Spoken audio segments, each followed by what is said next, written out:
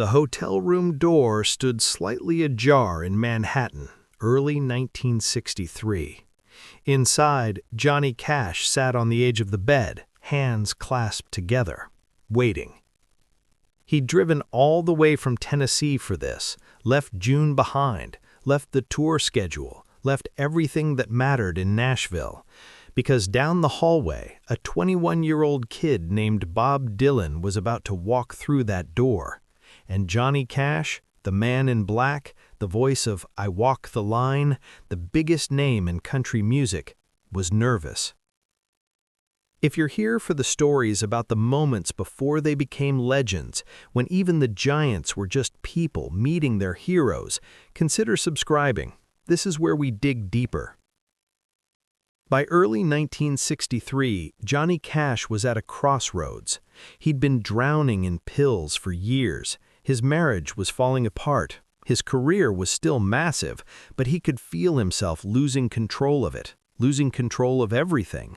And then he heard Bob Dylan's album. Cash wrote in his autobiography that he had a portable record player he'd take on the road, and he'd play the freewheelin' Bob Dylan backstage before every show, then listen again as soon as he came off, night after night, show after show. There was something in Dylan's words that cut through the fog of amphetamines and exhaustion, something raw, something honest, something Johnny needed to hear. After a while, Cash wrote Dylan a letter telling him how much of a fan he was. He didn't expect a response. Why would Bob Dylan, this young poet causing a revolution in Greenwich Village, care what a country singer from Arkansas thought? But Dylan wrote back almost immediately, saying he'd been following Cash's music since "I Walk the Line," and so they began a correspondence. Letters, long ones, about music, about the industry, about trying to stay true to yourself when everyone wants you to be something else. And now, months later, they were finally going to meet in person. Cash checked his watch. Dylan was late. Not fashionably late, actually late, the kind of late that makes you wonder if the other person forgot or changed their mind. Johnny stood up, sat back down, lit a cigarette, stubbed it out after 3 drags. He thought about the letters they'd exchanged, the way Dylan wrote about music like it was a sacred thing, like it mattered more than the charts, more than the money, more than any of it. Cash had been in the business for almost a decade by then. He'd seen it all, the compromises, the politics, the way Nashville wanted you to stay in your lane and sing what they'd told you to sing. But Dylan didn't seem to care about any of that, and that terrified the industry and inspired Johnny Cash. Then he heard footsteps in the hallway, fast footsteps, running footsteps. The door burst open.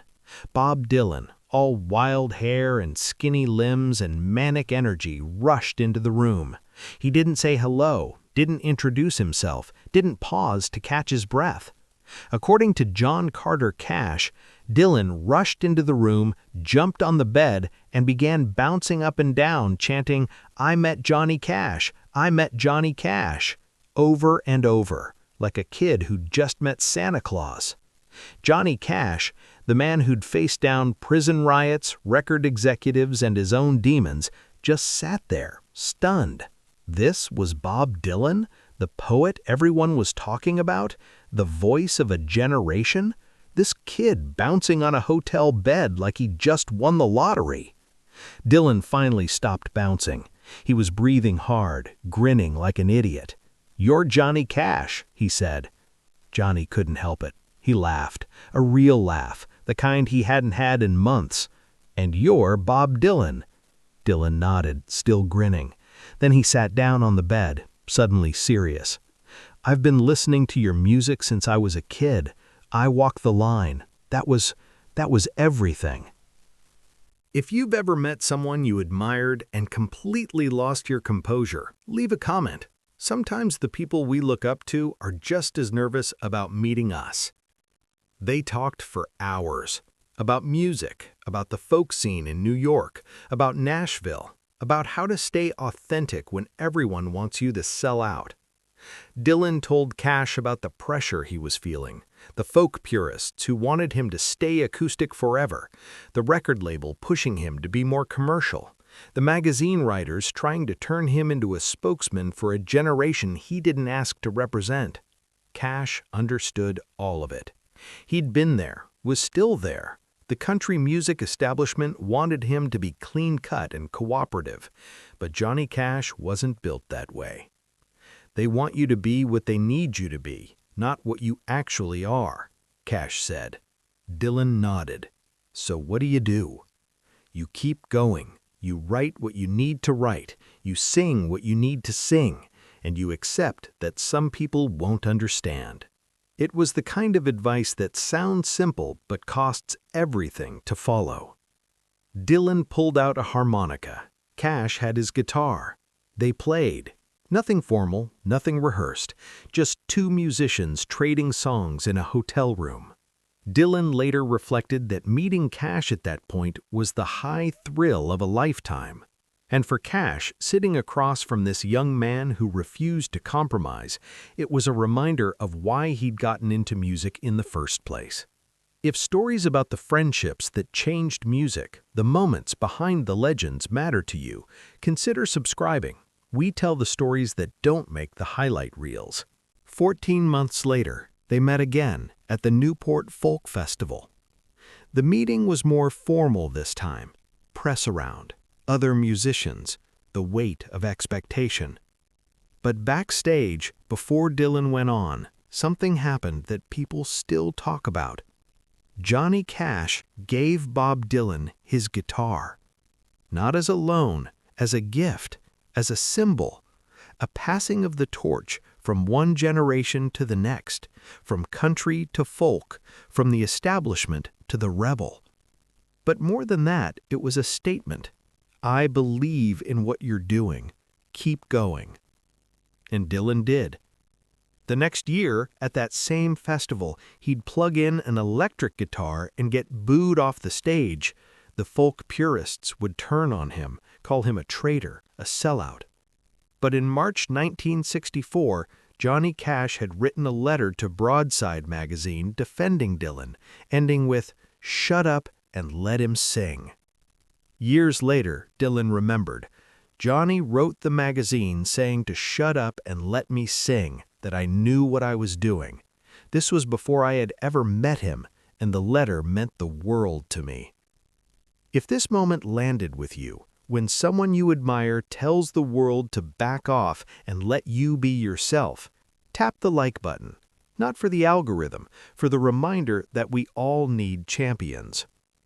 The friendship lasted almost 40 years. They recorded together. Dylan re-recorded Girl from the North Country as a duet with Cash in February 1969, which became the opening track on Nashville Skyline. Dylan appeared on the first episode of The Johnny Cash Show in 1970. At Cash's house in Hendersonville, there was one legendary night when Dylan, Shel Silverstein, and Graham Nash all debuted new songs, Lay Lady Lay, A Boy Named Sue, and Marrakesh Express. But more than the collaborations, more than the performances, there was the mutual respect. Two men who understood what it cost to refuse to compromise. Two men who'd been called rebels and outlaws when all they were trying to do was tell the truth. When Johnny Cash died in September 2003, Bob Dylan wrote a eulogy. I was asked to give a statement on Johnny's passing and thought about writing a piece instead called Cash is King, because that is the way I really feel.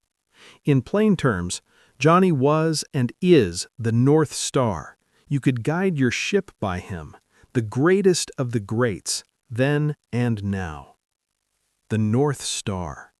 Not the brightest star in the sky, but the one that never moves, the one you can trust, the one that guides you home when everything else is spinning. That's what Johnny Cash had been for Bob Dylan, from that first hotel room meeting in 1963, through the controversies and the comebacks, through the decades of music that changed the world. A North Star. And it started with a kid bouncing on a bed chanting, "I met Johnny Cash." Because sometimes the most profound friendships begin with the simplest moment, someone you admire admiring you back. If this story moved you, leave a like. Share it with someone who needs to remember that even the legends were nervous about meeting their heroes. And subscribe, because we tell the stories about the moments before they became myths.